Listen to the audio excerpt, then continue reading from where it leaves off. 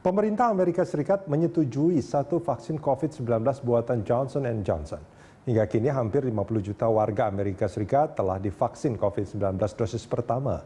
Keistimewaan vaksin Johnson & Johnson adalah penyuntikan hanya dilakukan satu kali. Berikut laporan dari VOA.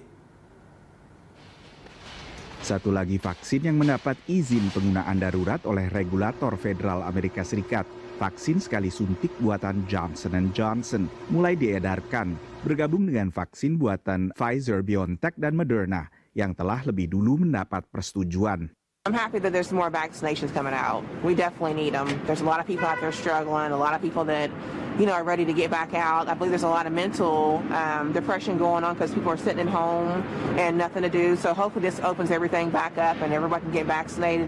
Dua vaksin yang pertama digunakan di AS memiliki angka efektivitas sekitar 95%.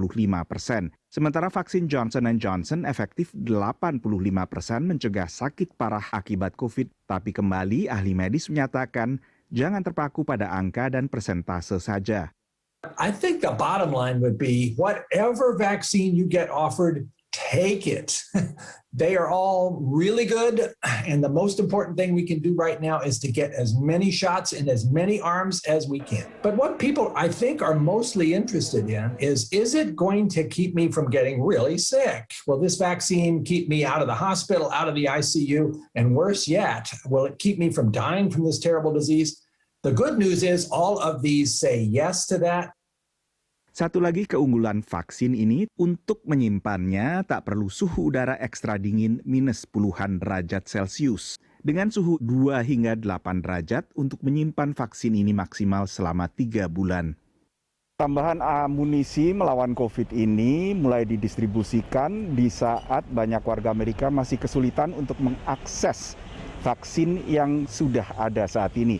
Ini terutama terjadi untuk kelompok masyarakat yang tergolong kelompok masyarakat prioritas selanjutnya, yaitu selain lansia dan pekerja medis yang mendapat prioritas utama. Di Washington DC misalnya, situs yang disediakan oleh pemerintah kota sulit diakses pada saat peluncurannya. Bahkan kode CAPTCHA harus dimasukkan beberapa kali sebelum orang bisa masuk ke situs tersebut. Di Texas begitu rumitnya proses pendaftaran, hingga perempuan ini bekerja sama dengan puluhan relawan lain membantu pendaftaran vaksinasi bagi warga setempat. My volunteers, again, I would say a lot of them work over 40 hours a week on this project. I mean, and they have jobs. Sometimes they'll say, oh, I'm in a conference call, hold on, I've got to, actually pay attention for a second. Salah satunya yang dibantu adalah ayah Kendra sendiri. I felt so relieved when he got that vaccine, and then of course, even more when he got his second vaccine. Sementara di banyak tempat lain seperti Pennsylvania, warga perlu mengantri lama.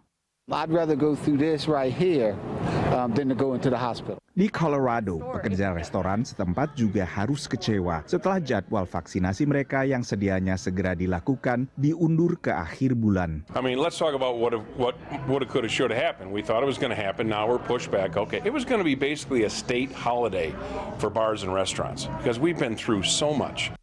Seperti di negara-negara lain, sektor jasa termasuk yang paling terhempas oleh COVID.